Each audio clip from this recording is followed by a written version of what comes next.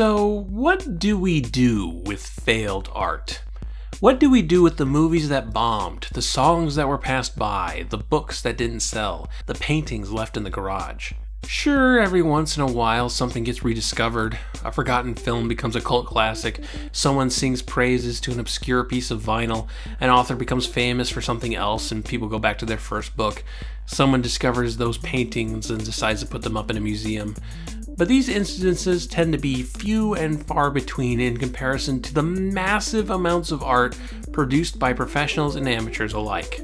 Compare how many films were actually made all over the world this year alone. Compare that to how many made it to mainstream theaters.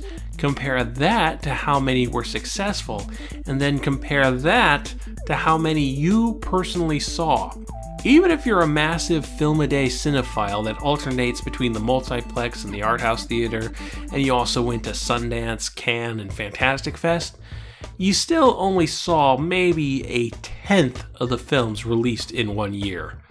Maybe. So much art gets left by the wayside with every passing year, tossed to the side of the road like a candy wrapper, never to be considered again if it was ever considered at all. Which brings us to today's subject, a 13-episode television program from 2000 called Tucker. Tucker is not the most obscure thing in the world, but it's up there. The first 4 episodes aired in October of 2000 on NBC, the show vanished. The Christmas episode then aired on December 13th as filler for Al Gore's concession speech, then the show vanished again. And then the final 8 episodes were unceremoniously dumped into March of 2001. It also aired in Canada and, interestingly, on the UK version of Nickelodeon, where it actually did pretty decently. However, there's no home video release, no DVD release, never entered syndication, and as far as I can tell, has never been made available on any streaming services. It received a few newspaper articles on its initial broadcast, but it hasn't been the subject of any think pieces or retrospectives in the 16 years since. There's the occasional, "Hey, I remember this show, where can I find episodes?" post every 2 or 3 years on the IMDb forums, and you actually can find most of the episodes on YouTube, recorded off those UK broadcasts. Admittedly, this is more than some get, but in terms of its impact on pop culture, I would rank Tucker as a D. Allow me to explain my completely made up, arbitrary rating system. So F is flunked out. These are the shows that did so bad in terms of ratings or critical reception that the show was canceled before it could even complete a season, sometimes after just 1 episode. There is some novelty in that, so some of these shows have been elevated to curiosities, like the Adolf Hitler sitcom Hail Honey I'm Home. You can probably guess why that got canceled.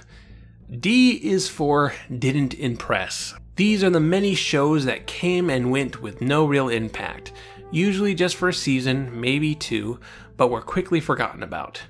They're usually pulpy products that were just following trends, like the massive glut of Western shows in the 50s and 60s.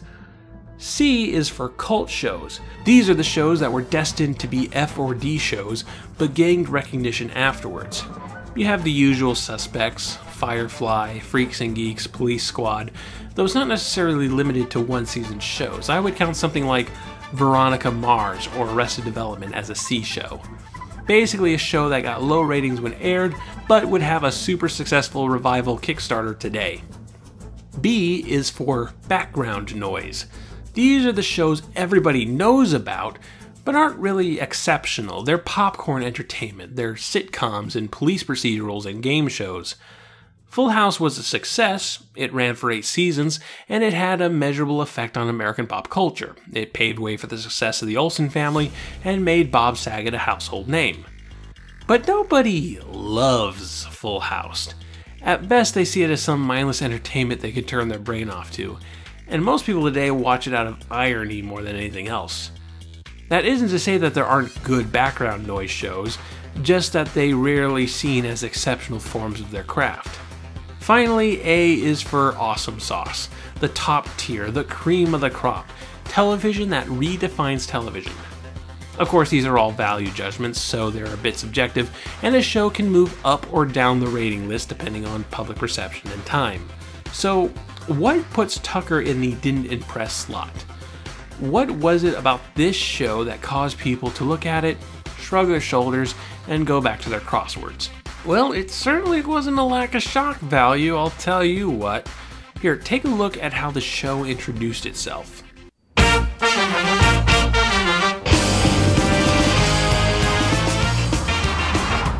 It's only temporary. It's only temporary. I feel really bad for my mom. I wish I could tell her not to worry, that we'll manage just fine. But I can't exactly talk to her at the moment. A sudden surge of emotion, so to speak, just rose up in me. And it's not thinking inappropriate thoughts here. It's just the cars all vibrating. It's only temporary. It's only temporary. Awkward. That is the very first scene of the very first episode of this show, and it's an erection joke. It's apt setup because Tucker is a show that is primarily about the sexuality of young teenage boys. Every plot is in some way connected to sex.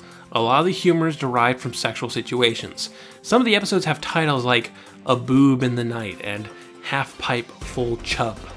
It's clear that the show has a certain set of adult priorities, which is interesting because it's shot like a Disney Channel show. You expect Hilary Duff to pop in at any moment. So here's the premise. Tucker and his mother, Jeannie, are moving in with Jeannie's sister, Claire, after a messy divorce. Aw man, this sucks. Tucker's got to share a room with his dim-witted, luchador-obsessed cousin Leon, and Claire runs a tight ship and is constantly fighting with him and his mother. Oh, but what's this? Here's a cute blonde girl next door. Hey, Tucker thinks, if I can just get inside of her, this entire thing will be worth it. The only problem is that Mckenna, her name is Mckenna, has a boyfriend, and that boyfriend is Seth Green, played here by Seth Green. Like, Seth Green's playing a slight parody of himself, and it's clearly the best part of the whole show. I learned that on Buffy. So these episodes are about Tucker's attempts to either break up Mckenna and Seth, or prove himself a better catch than Kenny from Can't Hardly Wait. And it's not because Tucker thinks she's a pretty great person, it's purely motivated out of a desire to have sex with her. Hey, if I watch this pet iguana, she'll like me more, dump Seth, and have sex with me. Hijinks ensue. Hey, if I get really good at Dance Dance Revolution, she'll like me more, dump Seth, and have sex with me. Hijinks ensue. So I suppose the question is having a show almost entirely motivated by sex a bad thing? On its face, I would say no. I don't think any subject should be taboo, and exploring budding male sexuality is a perfectly valid thing to hang your show off of. The issue here is what they decide to contrast it with. As I mentioned before, the show doesn't look like a sex comedy, it looks like an ABC family show, and its dysfunctional family setting makes it clear that the producers were trying to jump on the Malcolm in the Middle bandwagon.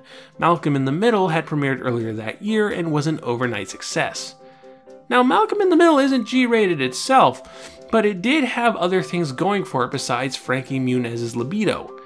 So you end up with these kind of stock family sitcom plots, like the disagreeable mother coming over for Christmas, or the kids taking their parents' car out for a joyride and getting in trouble. And you have to work these stock plots so that they're centered around Tucker's penis. Having this stuff play out over family drama has the unfortunate side effect of having some of this sexual content played out among the family members themselves.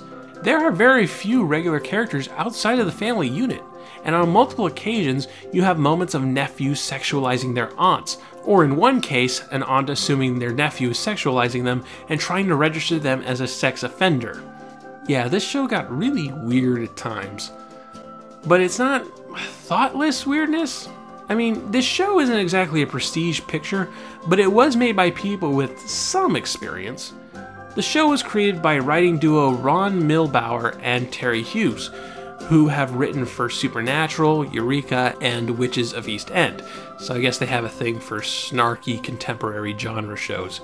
Before Tucker, they wrote a couple of episodes of Power Rangers, including I'm Dreaming of a White Ranger, the one where the Power Rangers save Santa Claus, But their big breakout was the script for the 1999 stoner horror comedy Idle Hands, which explains their connection with Seth Green.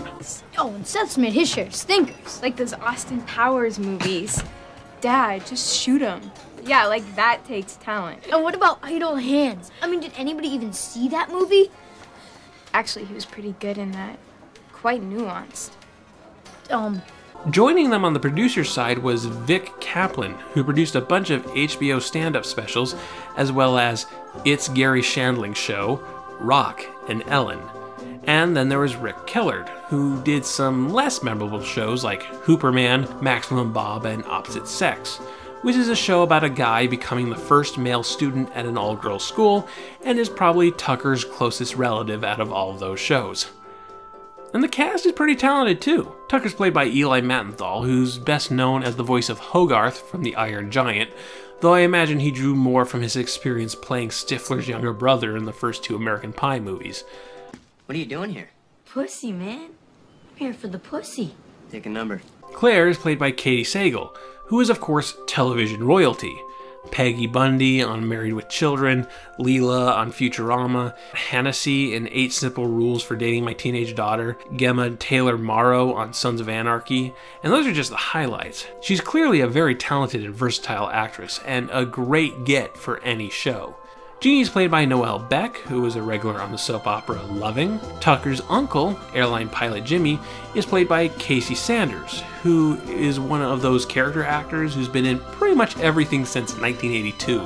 Dallas, The Love Boat, Knight Rider, Airwolf, Dynasty, TJ Hooker, Magnum P.I., The Golden Girls, Punky Brewster, Knots Landing, Matlock, Step by Step, Fresh Prince of Bel-Air, Silk Stockings. He's played bit parts in all of them. He finally got a steady reoccurring role as Wade in Grace Under Fire, as well as Rock Lanigan in Home Improvement. And since we already brought that show up, he also played Xander's father in Buffy the Vampire Slayer.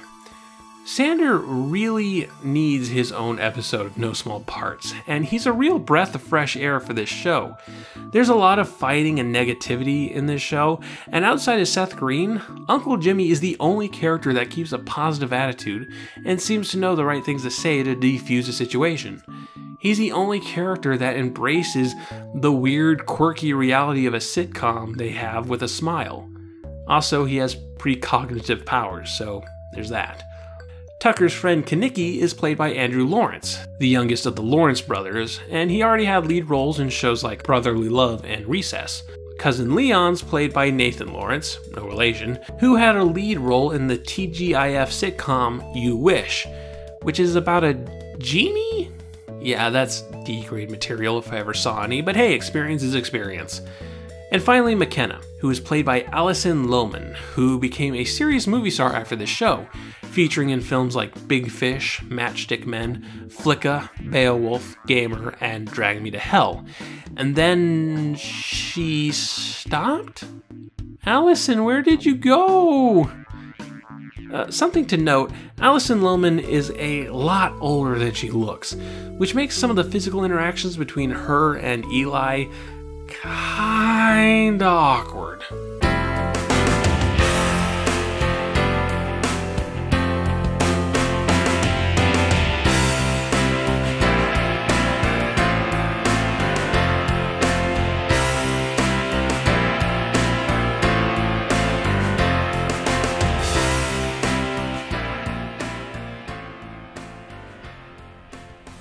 Anyway, my point is, this is not a freshman effort for anyone involved, and I really don't think this was some no-effort cash grab to jump on the Malcolm in the Middle bandwagon, though I'm sure some executives at NBC felt differently. According to Milbar and Hughes in the handful of articles printed during the show's run, their main source of inspiration was not Malcolm in the Middle, but The Wonder Years, which at first makes you go, what? Tonally, Tucker and The Wonder Years couldn't be any more different. Tucker isn't a nostalgic period piece, and The Wonder Years isn't a bombastic sex comedy. But, according to them, I think we are looking for emotional realism in a lot of moments. It is more about the things that Tucker is going through than about the wacky situations he's getting into. So, what works to this end?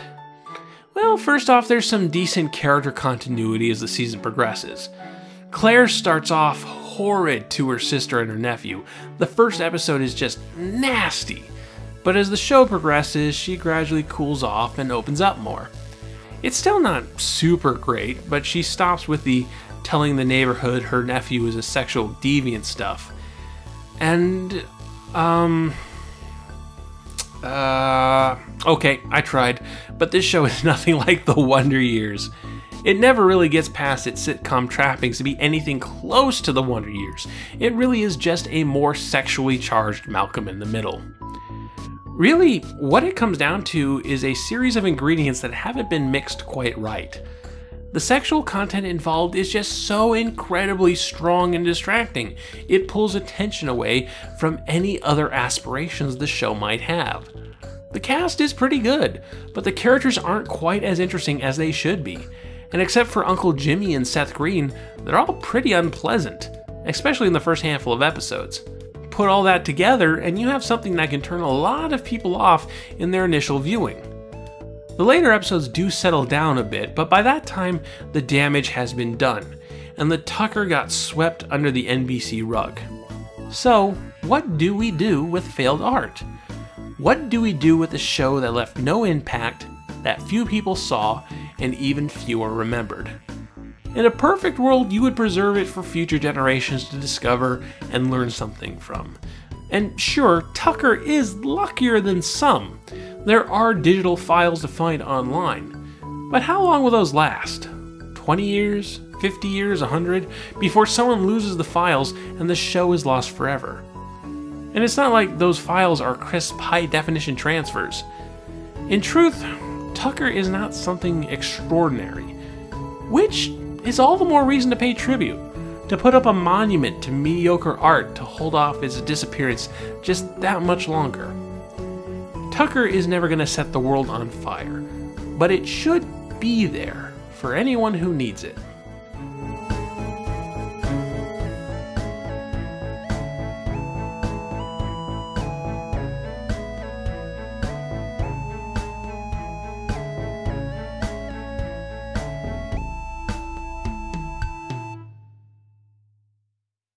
Give me 5.